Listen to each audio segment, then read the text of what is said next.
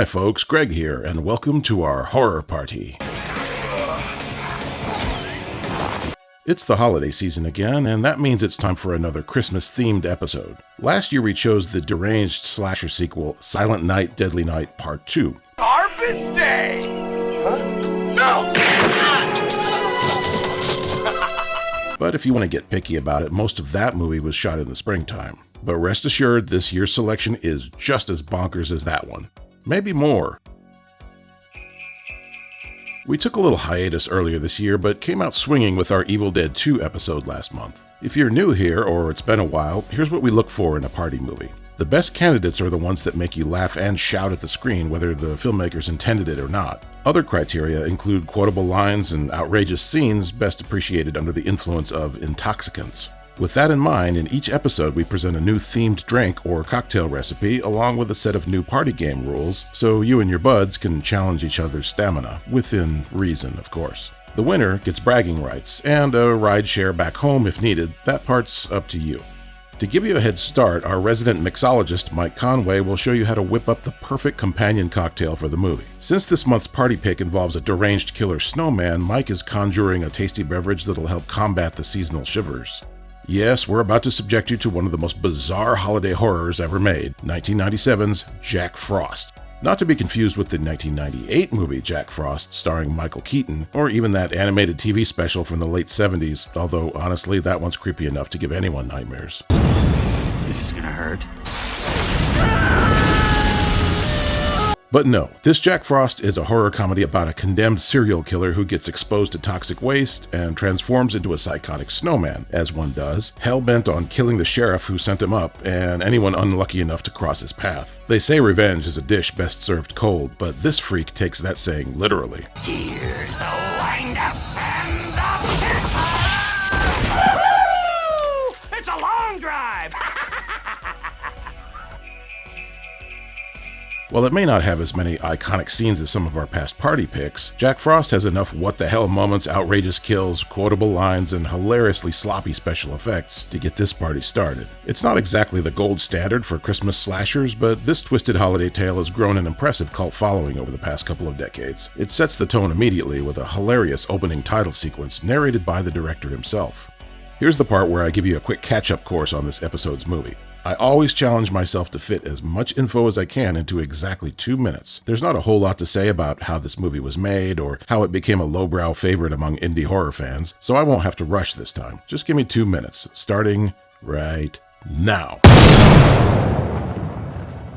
The idea for a snow-based slasher villain began with stage and screenwriter Michael Cooney, whose genre projects include psychological thrillers Identity and The Eye Inside. Cooney came up with the concept in the late 80s before pitching it to studio execs. A big-budget version was rumored to be in development with action director Renny Harlin behind the camera. I can't confirm that, but it's worth mentioning. Cooney was determined to get Jack Frost made, even if it meant scaling the budget way back. Since he'd never directed a feature before, Cooney wanted a more experienced filmmaker to take the helm, but even that was more than his micro-budget would allow, so he took up directing duties himself. When production began in 1993, winter exteriors were going to be shot around California's Big Bear Lake, which normally had snow on the ground this time of year. Unfortunately, temperatures were unseasonably warm during the shoot, and the crew had to create fake snow out of shredded cotton and styrofoam. The budget was so tight they couldn't afford to construct multiple snowman suits for the title villain, so any wear and tear on the suit had to be patched up on the fly. When it was finally released in November of '97, Jack Frost didn't exactly rake in big box office bucks, but it did well enough to merit a sequel, imaginatively titled Jack Frost 2: Revenge of the Mutant Killer Snowman. The first film has experienced a revival of sorts over the years, partly due to the big screen debut of actress Shannon Elizabeth, whom most audiences remember popping her top in American Pie 2 years later. It also gained notoriety after being acquired by RiffTrax, the creation of Mystery Science Theater 3000 alumni Mike Nelson, Kevin Murphy, and Bill Corbett, who recorded a hilarious commentary track for it. Not bad for a flick about a wisecracking rubber snowman with a dirty mind, a sadistic streak, and an all-purpose carrot nose. Speaking of which, the film's most notorious scene, in which Jack does very rude things to Shannon Elizabeth's character before killing her, wasn't actually written to be that sleazy. But when Cooney and his editor were cutting the film, they realized it looked like Jack did something very naughty with his carrot. Looks like Christmas came a little early this year. Well, hope it was good for you, honey. Okay, now for the best part. According to the Horror Party rulebook, we need to get you started on the basics of the game, which honestly is just a variation on the typical drinking game, but with a horror theme. There are certain rules. The key to success here is to find a substance you can consume in small doses whenever the rules call for it. If you're sticking with alcohol, Mike has brewed up another diabolical drink to get you started. But booze isn't your only option here. There's cannabis, caffeine, hot wings, chocolate-covered bugs, whatever. It's your party, you decide, provided you're aware of your local laws, your physical tolerance levels, and those of your guests. Oh, and be sure to read this.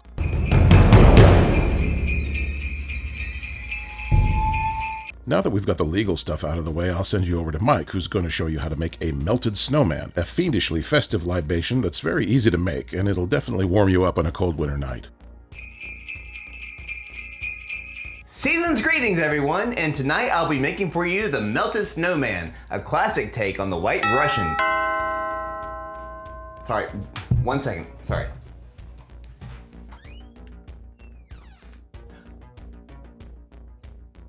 I'm sorry, it's the wrong movie. But hey, maybe next time on a different channel. Fine, if that's the danger of hanging out with you, fine. Loved your work, Mr. Mom. You're the man. Nope, I'm the snowman. Alright, we're going to start this bad boy off with 1.5 ounces of peppermint vodka, 1 ounce of coffee liqueur, 1 ounce of heavy cream, or if you're lactose intolerant like me, whoops, maybe a dairy-free creamer. And top it off with a nice whipped cream. And garnish it with a peppermint stick. I like to sometimes give this a good stir with my candy cane stick. Back to the show.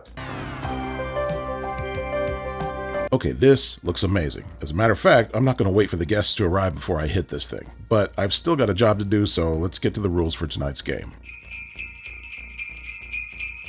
Once you've settled on your dosing substance, you'll need some rules for when to take a swig, a puff, or a bite of it, and in some cases, how many times you have to do it. Here we go. Every time a character says the name Jack Frost, take 1 dose.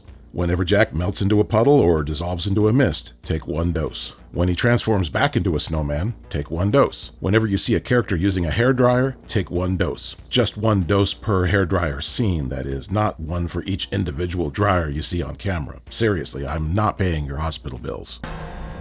Blow me. Whenever the deputies make an inappropriate comment at a crime scene, take 1 dose. You don't reckon we should leave her up for the 12 days of Christmas then? At the conclusion of the notorious bathroom kill, it's time to take 2 doses. That should be more than enough to get you started. Remember, it's just a game, so don't go overboard. This is supposed to be a party, not a crime scene. All set? Good. I'll come back after the movie to check up on you, assuming I'm still conscious myself. But right now, it's lights down, bottoms up, roll film.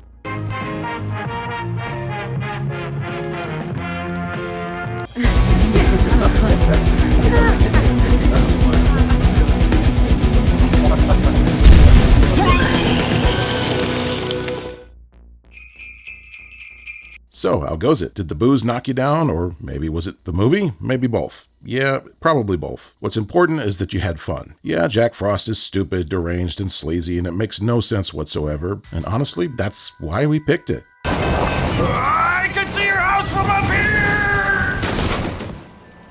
If you overindulged, be sure to stay hydrated and get some rest, and most of all, don't get behind the wheel. Hell, don't even leave the house. It's a crazy world out there. If you've got some horror movie party ideas of your own, why not hit the comments and share them with us? If we use your suggestion, we'll be sure to give you a shout out on the show. In the meantime, cheers and happy holidays. Somebody remember to put out the cat.